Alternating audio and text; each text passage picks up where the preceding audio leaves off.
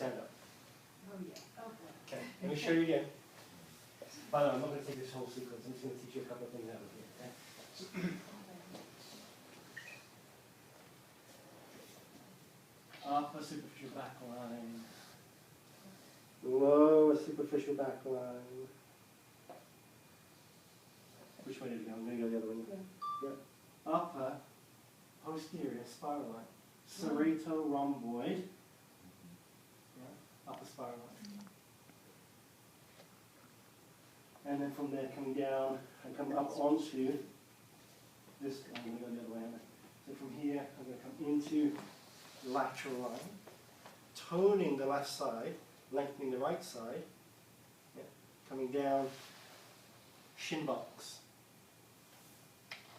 Shin box meaning lower spiral. If we could analyze and break it down into shin box, yeah.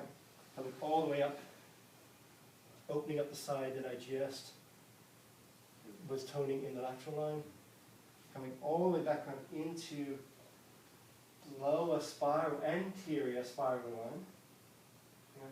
And then using that loading there to come all the way around and up into the standing line. It's all in there, folks.